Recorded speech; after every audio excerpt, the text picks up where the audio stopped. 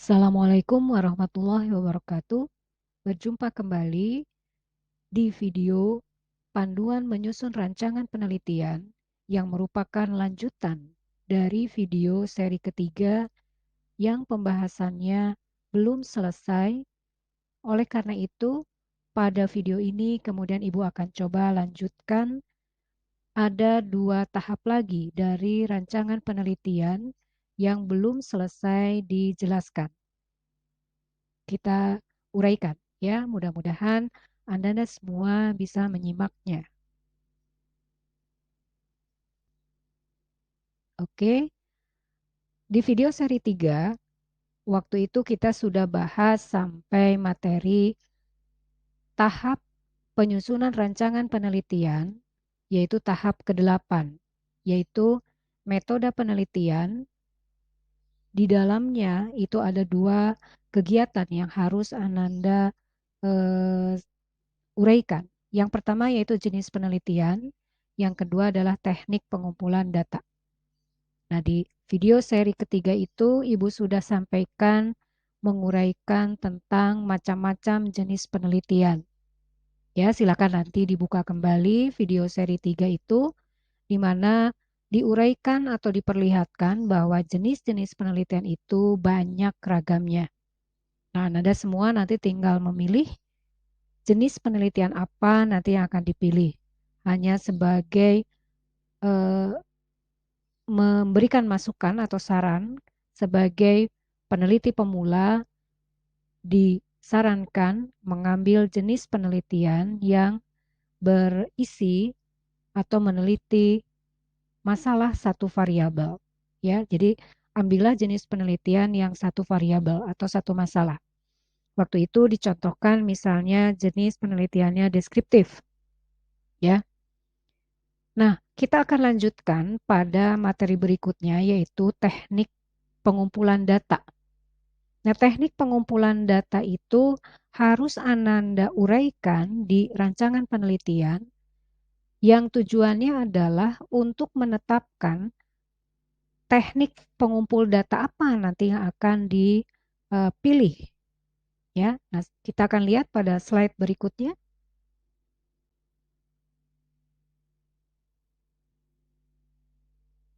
Nah, ini dia. Ya. Nah, teknik pengumpulan data itu kurang lebih ada 4 macamnya, yaitu ada angket atau kuesioner, ada wawancara, ada observasi, ada studi dokumenter. Ya. Nah, perlu diingat bahwa 4 macam alat pengumpul data ini itu nanti punya kelebihan dan kekurangan. Nanti Ananda harus mempertimbangkan baik-baik jenis pengumpul data apa yang cocok akan dipakai. Nah, biasanya yang dipilih atau yang menjadi pertimbangan adalah kamu lihat kembali rumusan masalah. Nah, rumusan masalah masih ingat itu yang dikemas pakai kalimat tanya? Berarti apa hubungannya dengan alat pengumpul data? Berarti kalau kita mau uraikan, rumusan masalah itu berupa pertanyaan yang kemudian kita akan coba cari jawabannya. Nah, untuk mendapatkan jawaban inilah, maka kemudian nanti kita akan pakai alatnya. Pakai apa? Ya. Nah, sekedar memberikan tambahan wawasan saja bahwa angket atau kuesioner itu punya keunggulannya atau keunggulannya yaitu dia bisa menjangkau jumlah responden yang cukup banyak. Ya, dengan sekali menyebarkan, kalau sekarang dibantu dengan IT yaitu kita bikin di Google Form. Kita berikan linknya pada responden yang sudah kita tetapkan, dengan serempak mereka nanti akan bisa mengisinya dan hasilnya bisa masuk ke si peneliti. Ya, nah itu keunggulannya. Hanya kelemahannya biasanya orang itu mengisi angket kadangkala asal-asalan. Ya, kadang-kadang mungkin tidak sesuai dengan kondisi realnya. Ya, itu mesti diingat. Jadi harus seperti apa nanti mengemas pertanyaan-pertanyaan di dalam angket atau kuesioner, ya, yang supaya responden itu bisa menjawab sesuai dengan apa yang diharapkan. Nah, kemudian yang kedua, wawancara, ya. Wawancara ini sama sebenarnya mengajukan pertanyaan, hanya bedanya dengan angket. Kalau angket itu dibuat secara tertulis, responden yang harus mengisi. Kalau wawancara, persamaannya sama, mengajukan pertanyaan, hanya si peneliti dia mengajukan pertanyaannya secara langsung dan biasanya dilakukan secara tatap muka. Ya, nah kalau sekarang mungkin ini bisa disiasati di masa pandemi ini, mungkin wawancaranya via Zoom atau mungkin lewat video call, ya, atau via telepon, misalnya itu bisa dilakukan. Nah, keunggulannya kalau wawancara ini adalah bisa menggali data yang cukup detail sesuai dengan keinginan peneliti. Kalau misalnya ada kurang, langsung bisa ditanyakan lagi. Hanya kelemahannya biasanya wawancara ini memang memakan waktu yang agak sedikit lebih banyak dan biasanya memang menuntut kesabaran pada si peneliti karena biasanya si yang diwawancarai mungkin sedang tidak memiliki banyak waktu atau kadang ada yang responden yang menolak untuk diwawancara. Nah, oleh karena itu bagaimana caranya mensiasati supaya wawancara dalam rangka pengumpulan data itu pun harus bisa berhasil dengan baik, ya. Nah, kalau observasi, observasi ini adalah alat pengumpul data yang hanya mengandalkan indera penglihatan mata kita saja. Nah, biasanya observasi ini diperlukan atau dilakukan ketika mau mengamati indikator-indikator atau variabel-variabel pendukung biasanya, ya, dari data yang diperlukan.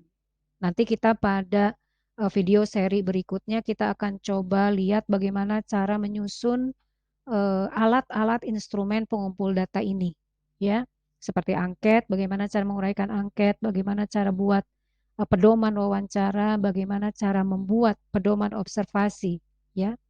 Nah, yang keempat, teknik pengumpul data itu adalah dengan melakukan studi dokumenter atau studi referensi. Artinya, si peneliti mengumpulkan data-data dari tulisan-tulisan, dari referensi, bisa media cetak atau media elektronik. Ya, biasanya penelitian studi dokumenter ini kerap dilakukan untuk menggali data lebih dalam atau biasanya ini kita mendapatkan datanya data sekunder. Artinya data yang kemudian kita dapatkan dari hasil olahan orang lain, kita hanya tinggal mengambil bagian-bagian yang dibutuhkan sesuai dengan kebutuhan untuk menjawab rumusan masalah. Ya. Nah, studi dokumenter ini pun kamu harus hati-hati di dalam memilih-milih sumber, ya, apakah sumber-sumber referensi itu termasuk sumber yang akurat, artinya bisa dipertanggungjawabkan atau tidak, ya. Nah, itu antara lain teknik pengumpulan data sebagai langkah ke-8 yang ada dalam penyusunan rancangan penelitian. Mudah-mudahan bisa difahami, ya. Nah, kemudian pada slide berikutnya ini adalah bagian terakhir dari penyusunan rancangan penelitian, yaitu menetapkan populasi dan sampel. Nah, kalau populasi itu apa sih sebenarnya? Ya, nah kalau kemudian Ananda bisa pahami bahwa populasi itu adalah keseluruhan objek yang menjadi pusat perhatian peneliti, di mana objek tersebut nanti bisa berupa benda, bisa berupa orang, peristiwa, dan hubungan, ya, atau suatu peristiwa yang memang ada hubungannya dengan rumusan yang masalah yang kita tetapkan. Nah, kemudian populasi ini juga yang menjadi sumber nanti kita menggali data, ya. Jadi populasi inilah yang kemudian kita nanti bisa mengambil data-data yang dibutuhkan dari populasi ini. Kemudian kalau sampel itu adalah bagian dari populasi, ya. Nah, biasanya sampel ini dilakukan manakala kemudian kita punya keterbatasan waktu, keterbatasan biaya, sehingga kemudian kita boleh mengambil wakil dari populasi. Jadi itulah sampel, ya. Nah, seperti apa kita nanti boleh menggunakan sampel kalau kita merujuk pada uh, seorang ahli penelitian, beliau adalah Profesor Dr. Suharsini Arikunto, kalau misalnya populasinya berupa orang. Nah, seperti apa cara mengambil sampelnya? Nah, ada ketentuan yang beliau sampaikan yaitu bila populasi lebih dari 100, itu kita boleh mengambil sampel. Berapa banyaknya? Yaitu ketentuannya 10-15%, 20-25%. Tergantung dari kesanggupan kita. Hanya yang perlu dicatat, semakin banyak sampel dipakai, biasanya nanti kesimpulannya akan semakin valid, ya, atau representatif. Nah, kemudian kalau populasinya kurang dari 100 orang, biasanya beliau anjurkan pakai saja semuanya, ya. Karena tadi untuk bisa eh, eh, data yang dibutuhkan itu memang representatif dan valid, ya. Itu ketentuan yang beliau sampaikan. Nah, sekarang perlu diketahui juga bahwa cara mengambil sampel, Ananda harus bisa bedakan, itu ada dua nanti. Ada seperti terlihat dalam slide, ada sampel probability dan sampel non-probability. Nah, ini bagaimana atau apa maksudnya? Nah, kalau sampel non-probability ini adalah sampel yang kemudian kita gunakan atau yang kita pakai, artinya seluruh populasi itu memiliki peluang untuk jadi sampel. Diulangi, jadi sampel probability adalah teknik sampel di mana setiap populasi punya peluang untuk jadi sampel. Jadi tidak dipilih-pilih, siapapun bisa punya peluang. Nah, biasanya ini tekniknya nanti pakai random. Ya, random ini dengan cara diundi seperti arisan mungkin begitu. Jadi nama populasi digulung biasanya dalam kertas, kemudian nanti dikeluarkan sesuai dengan ketentuan yang kita sudah tetapkan, ya. Nah, nanti kita akan lihat bahwa sampel probability ini ada beberapa jenisnya. Ada satu tadi random dengan diundi, bisa berstrata atau bertingkat, wilayah atau proporsi. Ya. Nah, apa itu maksudnya? Kalau sampel probability ini, kalau kemudian populasinya kita anggap homogen, jadi boleh dilakukan memakai teknik sampel probability bila kemudian populasi ini kita anggap karakteristiknya homogen. Homogen itu artinya punya satu karakteristik yang sama. Misalnya kalau di random, dengan teknik random atau diundi, misalnya kalau kamu punya populasi siswa, ya, siswa kelas 10 misalnya, untuk mengambil sampel kelas 10 misalnya jumlahnya 300 orang. Nah, berarti kita boleh mengambil sampel karena ketentuan Suharsini Arikunto, bila populasinya lebih dari 100, kita boleh ambil sampel. Nah, berapa persennya? Kalau kita contohkan misalnya kita ambil 10%. Berarti 10% dari 300, berarti nanti kita akan tetapkan 30 orang. Nah, bagaimana cara menetapkan orang yang 30 ini? Yaitu tadi dengan di random, ya. Nama-namanya dimasukkan atau ditulis dalam gulungan kertas, kemudian kita keluarkan sebanyak 30 orang. Semuanya jadi punya peluang, mau laki-laki, mau perempuan, mau yang kulitnya hitam, kulitnya putih, atau dan lain sebagainya lah, begitu maksudnya. Jadi itu siapapun punya peluang. Itu teknik random, ya. Bisa difahami? Nah, kemudian kalau berstrata ini manakala populasimu menunjukkan suatu lapisan atau tingkatan. Misalnya siswa di SMA 23 ini berlapis atau bertingkat. Ada kelas 1, ada kelas 2, ada kelas 3. Nah, kalau kebetulan populasimu menyebutkan siswa di SMA 23 Bandung, berarti kalau nanti misalnya siswa satu SMA 23 Bandung itu misalnya jumlahnya 1000. Berarti kita boleh ngambil sampel. Caranya gimana? Nah, dari setiap lapisan, dari setiap tingkat, itu harus ada wakil. dari kelas 10, dari kelas 11, dari kelas 12. Jadi nggak boleh ambil misalnya salah satu tingkat saja. Jadi tiga-tiganya harus ada wakilnya. Itu prinsip berstrata, ya. Nah, kalau wilayah ini kalau kemudian populasimu menunjukkan suatu wilayah atau area, ya.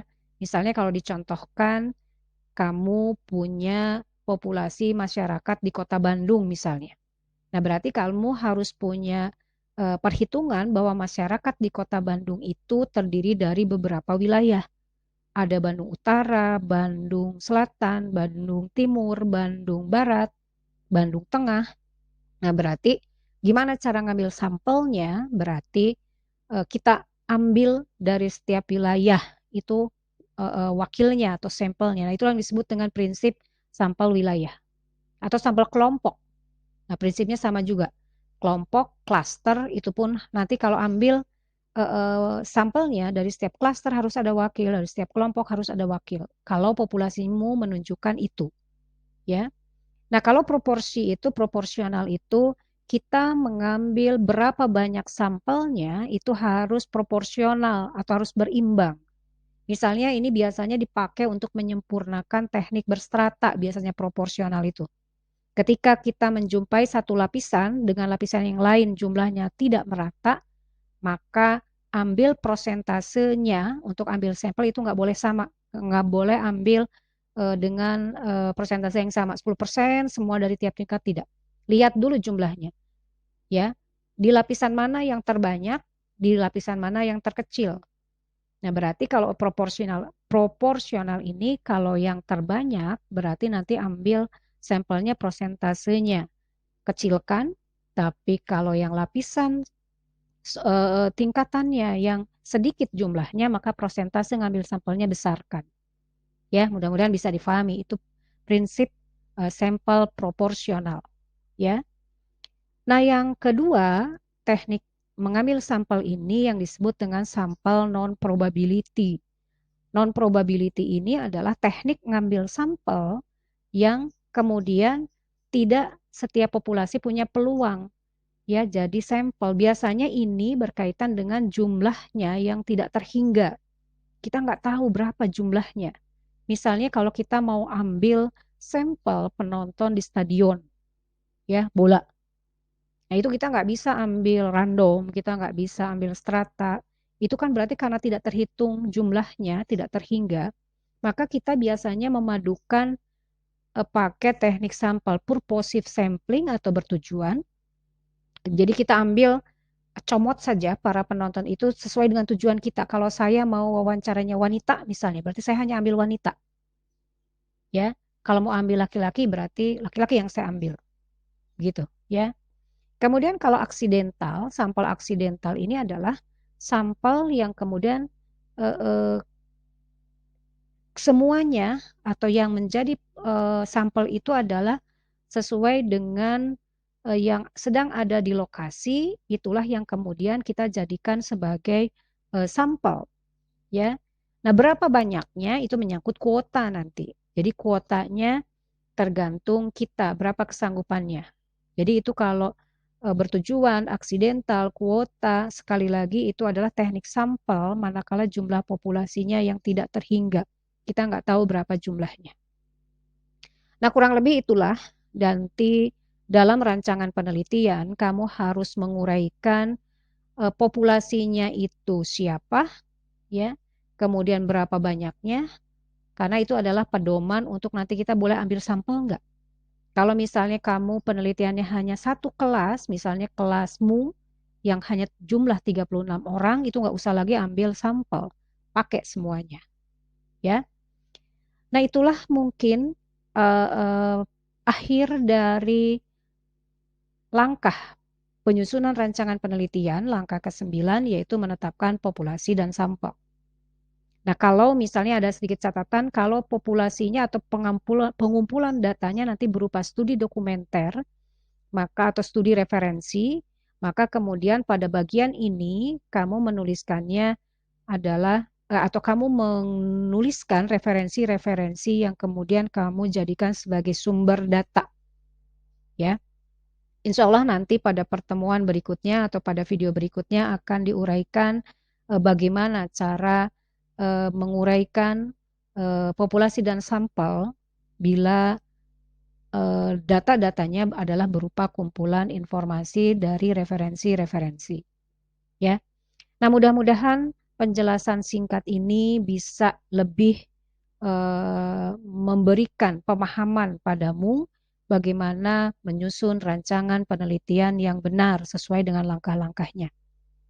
Nah, sebelum menutup pertemuan ini, Ibu ingin sampaikan bahwa bila kamu melakukan tahap demi tahap dalam rancangan penelitian ini, sebenarnya kamu sudah mulai mencicil mengerjakan nanti buat di laporan penelitian.